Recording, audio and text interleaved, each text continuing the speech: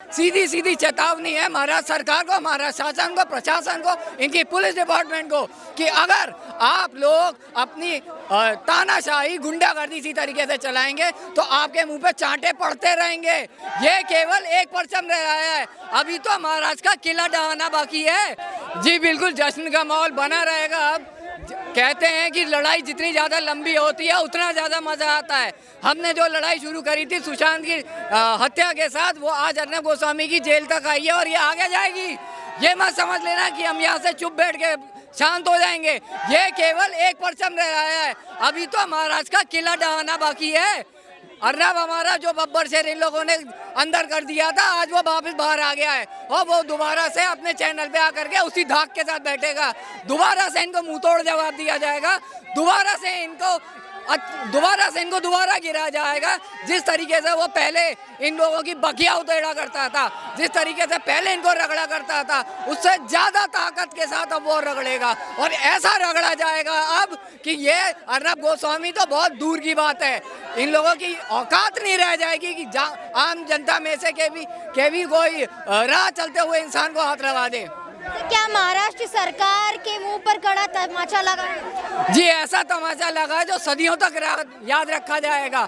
महाराष्ट्र सरकार, महाराष्ट्र प्रशासन, साथ में इनका पुलिस डिपार्टमेंट जो कि नाम की पुलिस रह गई है, इन लोगों के मुंह पे वो तमाचा दिया है इस बार हमारी सुप्रीम कोर्ट ने कि भाई साहब सदियों तक इसकी बातें कही जाएंगी। लोग ये इतिहास बताएंगे अपने बच्चों को। ये एक समय ऐसा आया था कि केवल एक सुशांत सिंह राजपूत और एक अर्नब गोस्वामी ने पूरे के पूरे महाराष्ट्र शासन को हिला करके रख दिया, इनकी जड़ें खोखली कर दी हैं। महाराष्ट्र सरकार का लेकिन कहना था कि अर्नब की दिवाली जो है जेल में मनेगी। अरे रोशनी को कोई कैद कर पाया है जो तुम्हारी हैसियत हो गई है? ये केवल मनगढ़ंत बातें कर सकते हैं, ये केवल अफवाहें फैला सकते हैं कि हम कर लेंगे, लेकिन इनमें दम नहीं है। इन लोगों में दम नहीं है कि अर्नब गोस्वामी को अंदर कर दें। इन लोगों में दम नहीं है कि अर्नब गोस्वामी की आज़ादी छीन ले।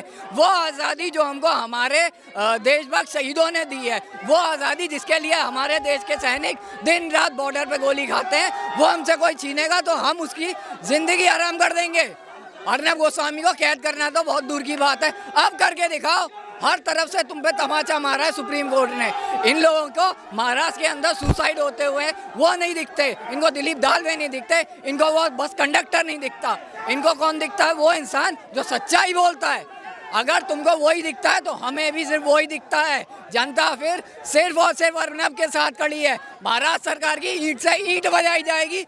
इनको पुराने केस खोलने का शौक चढ़ा है, हम एक एक केस खोलेंगे, अब खोद के निकालेंगे महाराष्ट्र का। चाहे वो शिवसेना हो, कांग्रेस हो, एनसीपी हो, कोई भी होगा, हर किसी का केस खोद के निकाला जाएगा और दोबारा सोशल मीडिया पे उसको खोला जाएगा। अभी तो आप वोरा कमेटी की बात देखिए, धीरे धीरे करके वोरा कमेटी की रिपोर्ट बाहर आएगी। 1993 में जो 12 बम धमाके हुए थे उसको 13 पर बताने वाले शरद पवार का केस खोला जाएगा, जिन्होंने झूठा का बयान दिया था कि 13 बम ब्लास्ट हुए हैं, उसके बारे में पूछा जाएगा। छोड़ा अब किसी को नहीं जाएगा। आपने आग लगा दी और अब ये आग फैलेगी।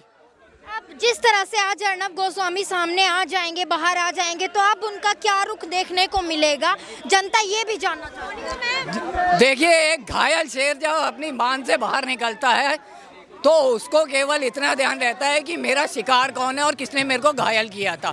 अब वो जो घायल शेर बाहर निकलेगा तब ये जो उद्धव ठाकरे की सरकार है अपनी कमर कस के बैठ जाए, क्योंकि वो तो धज्जियाँ उड़ाएगा ही उड़ाएगा, साथ में हम यहाँ से उड़ाएंगे, पूरा देश उड़ाएगा। हर एक स्टेट से आवाज आएगी, कलकत्ता से आएगी, हैदराबाद से आएगी, पटना से आएगी, दिल्ली से आएगी, तुम्हारे गढ़ से भी आएगी, महाराष्ट्र से भी आएगी। अब आप लोगों का भी संघर्ष पिछले 6 दिनों से जारी था, अब जब आपके हक में फैसला आया है तो कैसा माहौल है? और आपका जो संघर्ष था अब वो पूरा हो गया है कहीं ना कहीं? सच में हमारे संकल्प बहुत बड़ा था। हमारा संकल्प था सुशांत सिंह राजपूत को न्याय दिलाना, और उसमें से एक छोटी सी कड़ी थी अर्नब गोस्वामी, जो हम लोगों की आज सफल होती हुई दिखी है। और ये एक बहुत ही पॉजिटिव मोमेंट रहा है, बहुत ही पॉजिटिव है माहौल। आप देख सकते हैं आसपास लोगों के अंदर कितना उत्साह आ गया है। उत्साह जो हमारे देश की जनता का आप देख रहे हैं, जो एक समुद्र की लहरों की तरह आ गया है, वो सीधी सीधी चेतावनी है महाराष्ट्र सरकार को, महाराष्ट्र शासन को, प्रशासन को, इनकी पुलिस डिपार्टमेंट को कि अगर आप लोग अपनी तानाशाही गुंडागर्दी इसी तरीके से चलाएंगे तो आपके मुंह पे चांटे पड़ते रहेंगे, शासन पे भी पड़ेंगे, प्रशासन पे भी पड़ेंगे और इतनी अंदर से इतनी खुदाई करी जाएगी आपकी जनता द्वारा कि आप परेशान हो जाएंगे। आप परेशान हो जाएंगे कि भैया हम जनता को देखें या हम अपना शासन संभालें। देखने वाली बात यह है कि महाराष्ट्र सरकार के शासन में जो अघाड़ी सरकार है वो अघाड़ी सरकार किन लोगों से मिलके बनी हुई है? वो अघाड़ी सरकार मिलके बनी है उन लोगों में से जिनके कनेक्शन है टेररिस्टों से, जिनके कनेक्शन है ड्रग माफियाओं से, जिनके कनेक्शन है आतंकवादियों से। और अगर ऐसी सरकार हमारे देश में पनप रही है तो कहीं ना कहीं गलती जनता की थी। जो इन्होंने 6 दिन की प्रताड़ना अर्नब गोस्वामी को दी है उसमें कहीं ना कहीं गलती हमारी भी थी। लेकिन अब हम जागरूक हो गए हैं, हम जाग गए हैं और अब इनकी ईंट से ईंट बजा दी जाएगी अगर इन लोगों ने गलती से भी अर्नब गोस्वामी या सड़क चलते हुए किसी आम नागरिक के ऊपर हाथ रखने की भी कोशिश करी। इनको छोड़ा नहीं जाएगा। अब बख्शने वाली जनता नहीं रह गई है। ये बहुत साफ और स्पष्ट तौर पे आज हमारी जनता आप देख सकते हैं उत्साह और कितना खुशी का वातावरण है। अगर इन लोगों ने अब दोबारा ऐसी कोई काम किया तो आप याद रखिएगा कि महाराष्ट्र सरकार को दिल्ली बैठे बैठे हमारी जनता उखाड़ के फेंक देगी।